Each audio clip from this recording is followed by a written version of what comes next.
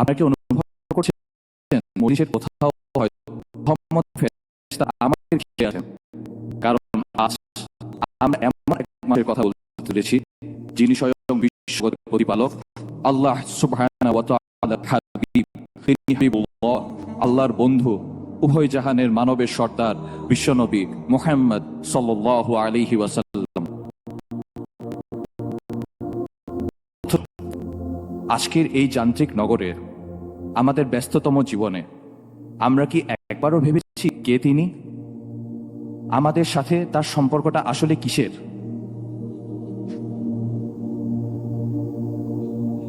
এটা কেবল কন্যার প্রতি কোন ভালোবাসা নয়, এটা নয় কোনো ফ্যান ফলোয়ারের ভালোবাসা।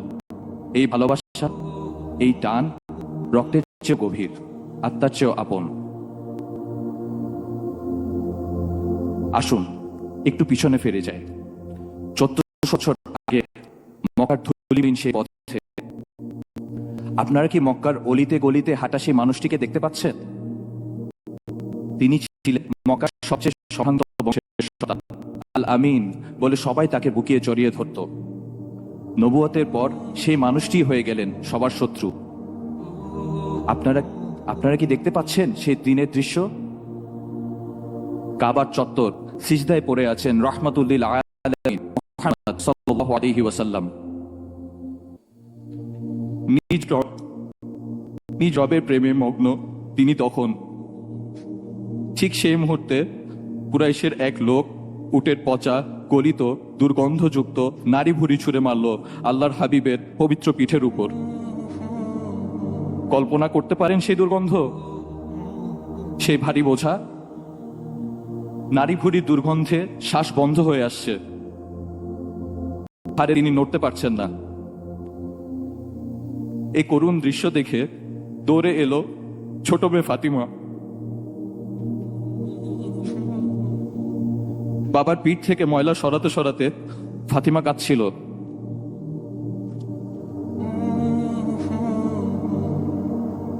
মাথা তুলে মেয়ের চোখের পানি মুছে তিনি বললেন, কেঁদো না মা, আল্লাহ তোমার বাবাকে রক্ষা করবেন।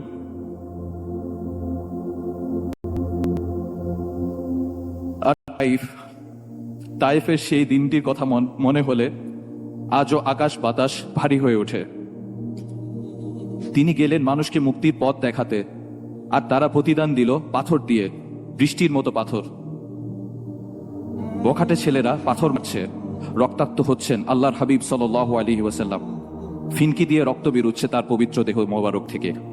রক্ত গড়িয়ে গড়িয়ে জুতার উপর পায়ের সাথে জমাট বেঁধে যায়।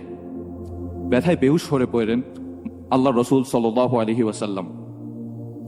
সেদিন তো পাহাড়ের ফেরেশতারা এসেও বলেছিল, হে আল্লাহর রসুল, হুকুম দিন, দুই পাহাড়ের মাঝখানে পিষে ধ্বংস করে ফেলি এই জনপদকে।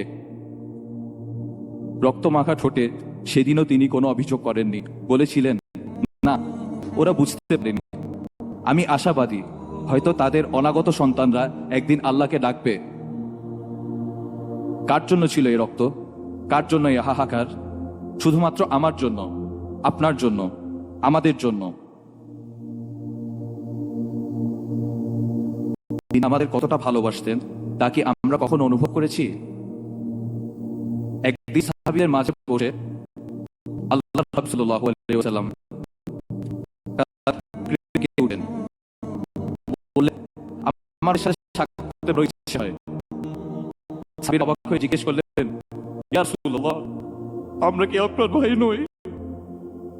তিনি বললেন, তোমরা আমার সাহাবী, আমার ভাই তো তারা যারা তোমাদের পরবর্তীতে আসবে, না দেখেও আমার প্রতি ঈমান আনবে। তিনি আমাকে আপনাকে ভাই বলে সম্বোধন করেছেন। আম্মা জান আয়েশা একবার আল্লাহর হাবিব সাল্লাল্লাহু আলাইহি ওয়াসাল্লামের কাছে দোয়া চাইলেন। তিনি এমন মন ভরে দোয়া করলেন যে আম্মা জান খুশিতে হেসে ফেললেন। নবীজি তখন জিজ্ঞেস করলেন, আয়েশা, আমার দোয়া কি তোমাকে আনন্দ দিয়েছে? আম্মা বললেন, অবশ্যই। তখন তিনি বললেন, আল্লাহর কসম, আমি প্রতি সালাতে আমার উম্মতের জন্য ঠিক এই দোয়াটি করি।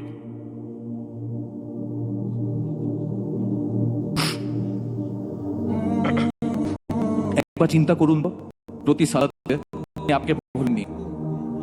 1400 বছর আগে মদিনার নির্জন রাতে যখন সবাই ঘুমিয়ে, তখন একজন মানুষের চোখ ভিজে যেত আপনার ফিরে। আর আজ আমরা সেই উম্মত কোথায় দাঁড়িয়ে আছি? বিদায় বেলায় এক অমায়িক দৃশ্য মন জুড়িয়েছিল আল্লাহর হাবিবের। হযরত আবু বকর রাদিয়াল্লাহু তাআলা আনহু এর ইমামতিতে সাহাবীরা সালাত আদায় করছেন, প্রচন্ড জ্বরের ব্যথাতেও। পর্দার আড়াল থেকে এই দৃশ্য দেখে তিনি মুচকি হাসলেন। প্রশান্তিতে বুক ভরে উঠল তার। আমার উম্মত একতাবদ্ধ, আমার উম্মত আল্লাহর পানের রুকু সিজদায় অবনত। একবার ভাবুন তো, যদি আজ আল্লাহর রাসূল সাল্লাল্লাহু আলাইহি ওয়াসাল্লাম ফিরে আসতেন, যদি তিনি দেখতেন তার সেই আদরের উম্মতের মসজিদগুলো আজ ফজরের সময় খালি পড়ে থাকে, যদি তিনি দেখতেন তার ভাইয়েরা আজ অশ্লীলতায় মগ্ন, যে উহুদে তার রক্ত ঝরেছে, সেই মানুষেরা আজ সামান্য দুনিয়ার লোভে মিথ্যা বলে, ধোঁকা দেয়।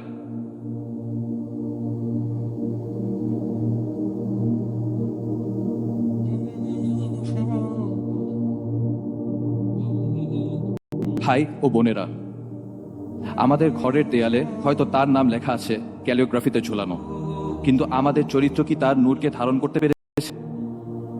আমরা মুখে বলি ভালোবাসি, অথচ আমাদের জীবনের দিকে তাকালে মনে হয় আমরা যেন চিনি নাই মানুষটাকে। কি জবাব আছে আমাদের?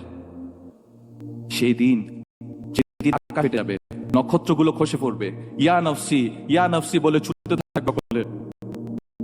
গর্ভধারিণী মা নিজ সন্তানকে চিনবে না, বাবা চিনবে না ছেলেকে। যেদিন নারীরা পর্যন্ত ভয় কাঁপতে নবীরা পর্যন্ত ভয় কাঁপতে থাকবেন, সেই দিন একজন মানুষ আল্লাহর আরশের নিচে সিজদায় লুটিয়ে পড়বেন।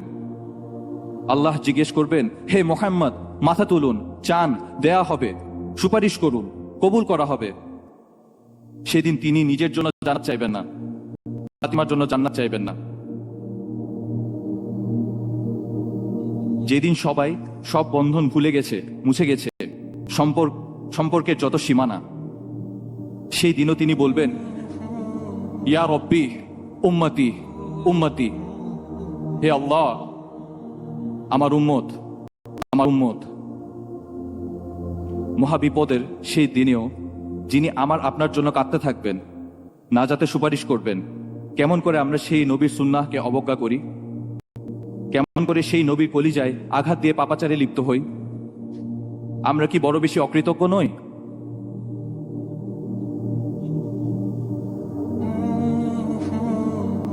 ভাই ও বোনেরা, সময় ফুরিয়ে যায়নি।